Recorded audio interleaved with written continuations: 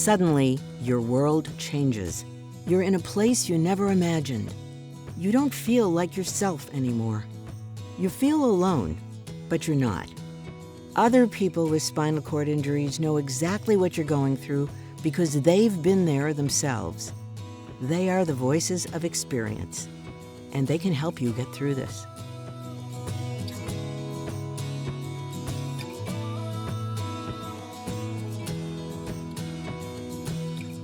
If you're a woman with a new spinal cord injury, you're probably wondering what sex and dating will be like. Here's what some other women have discovered. I actually just started dating a guy. Yeah, but he's actually been my neighbor for 10 years. And then after my accident, he was the one that stayed close to me. He's actually the one that's helped me more than anybody throughout this whole thing. So we actually just started dating in June to try it out. So I'm excited. I would love to date. I was single prior to my injury, but I was in the prime of my dating. I was 42 years old. And I was dating, you know, I didn't have a significant other, but you know, I would meet guys and we go out for coffee or things like that. But there was no special someone, but I would love for him to find me. I really would, so. I had a boyfriend at the time. That didn't last very long. We broke up a month after I got back to school. And so it was, you know, then I was like, well, no one's gonna love me anymore because, you know, obviously he couldn't. So, you know, for a while it was really, you know, threw me for a loop and I didn't know how to be. I've been doing the online dating thing recently because people don't approach me, and I don't know how much is that because I'm pretty and that's intimidating, or because I'm in a wheelchair and that's intimidating, and you just put them together and that's a lot of intimidating for folks. But at the same time, it's not like I would want to date somebody who wouldn't have the nerve to approach me, you know what I mean? So I feel like it weeds out a lot of the assholes because, you know, if the chair is going to be an issue, I want to know up front that the chair is an issue, so. A skill that's been helpful to me is you've got to be the one to make people feel okay when they're nervous about, or they feel like your disability is, it's awkward to them. Often in their head, no one ever thinks they're going to date someone with a disability. And so again, you've got to feel comfortable enough to be open about it, to provide education, to communicate, and answer the inevitable questions that people are going to have for you.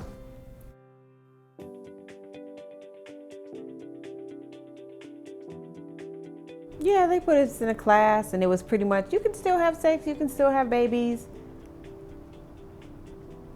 And I was like, is there anything else? And anyway, but when you get to the point where you're trying to start a new relationship or something like that, I think it's a common anxiety that you don't feel attractive.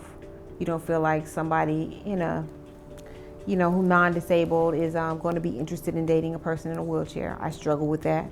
Everyone I've talked to has struggled with that in some ways. But I've also been told that many people met their spouses or started their families after a spinal cord injury. You know, I was 44 when I had my accident. I was married, I had children, I knew what sex was like, I knew what good sex was. Now, I have to say that while sex can be very good, it's not the same for me. For other people perhaps, but for my body and my sensation, what I'm able to enjoy and feel, it's not the same, but it's good. And that's what's important. I didn't think I had any feeling for over 5 years. And it's just, I was devastated by that. And then discovering I did have feeling, it's just different, you know. So that was quite an experience.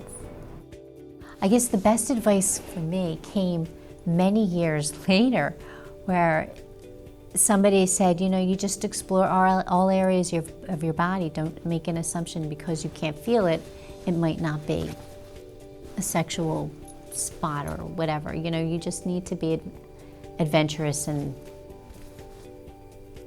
try anything.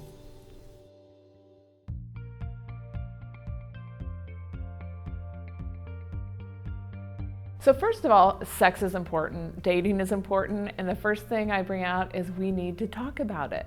It's not, you know, we need to get past that like, oh my gosh, I want to talk about sex. Yeah, let's talk about it, let's figure it out. It's an important part of being a human being. I think open communication is key.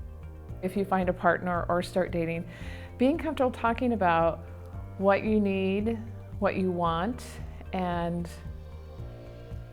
from a dating and intimacy perspective, I think is really important. The vast majority of people with spinal cord injury say that sex is very enjoyable, but they describe it orgasm as a psychological orgasm rather than a genital orgasm. So it's very important for them to communicate what feels good to them. And they may not know at the beginning. It may take some experimentation. A lot of partners say to me, oh, it's kind of like having sex for the first time. We get to re-experiment. And very definitely it can be like that. For women with spinal cord injuries, the pillows under the hips is a great idea. It helps with that pelvic tilt. It helps maintain the position. If they don't have great balance and they have really bad spasms, then where's their best balance and where's their spasms the least? It's in their wheelchair. The other thing is they may not lubricate enough. So they may have to use something to help with lubrication. I always encourage people to use what they liked before though. Foreplay is wonderful in that it allows the sensation, it allows the touching, it allows all of that to occur. It just sets the mood, if you will. I think sometimes, just like anybody, we compare everything to the way it's always been or the way it was. Think outside of the box a little bit.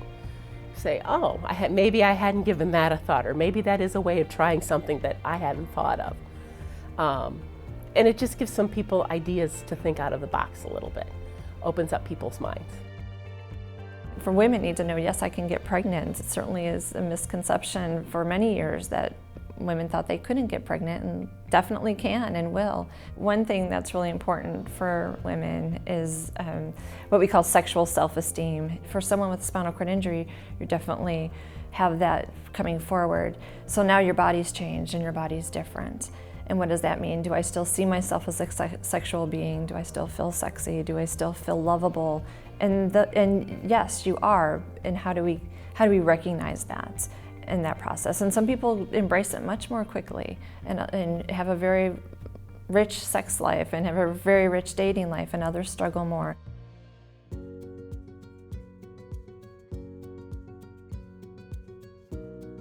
It takes work within to get yourself confident and comfortable. I think that as early as you can, you should start trying to get back to yourself. It took me a while to get back to dressing nice, you know, trying to care about my hair, care about how I looked. Because to me, it didn't matter. I was just, all I saw was I'm a disability. But you have to realize you're just a person that sits in a wheelchair, and you still have a lot to offer somebody. Well, my husband today, who the intimacy happened with from the very beginning, I never dated anyone except for him. I was so nervous that I sat down with him, and because I was nervous not only for the intimacy, and people in wheelchairs will appreciate this, the other stuff that goes along, the bathroom. You know, you can intermingle the two because they go hand in hand sometimes, because you don't have any control.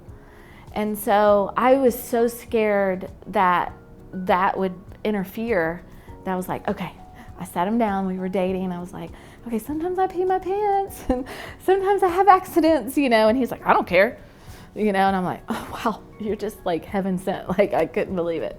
He just didn't care, and he still doesn't. it was definitely not on my radar. I skipped the sexuality class because it's like, oh my God, you know, that's the last thing on my mind. But I think once you acclimate into living with a spinal cord injury and doing all the things that needed to be done first, you know, I did selfishly think about, you know, where do I go from here as a woman? You know, because I was 37 by then and I still had so much love to give and receive, in my opinion. But you know, I have a finite amount of time. So if I sit around and ask somebody, I mean, if I sit around and wait for someone to ask me, it may take a lot of time. And I may not like that person and so on and so forth. And so I decided to give myself worth. That I wasn't gonna put myself on the clearance rack and that I'm capable of speaking my mind. So I actually did the asking so that I can pick and choose who I wanted to be with. With sex and intimacy, I think it's really important to take it from where are we right now. Let me get to know you right now. What's working for us now? Let's find the areas that really turn us on. It may be areas that we least expect.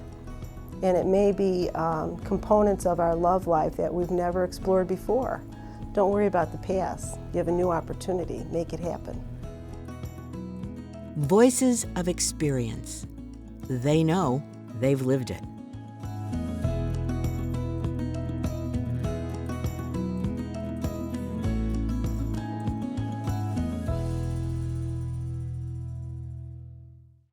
To watch and download the 10-part series, go to facingdisability.com/Voices of Experience videos.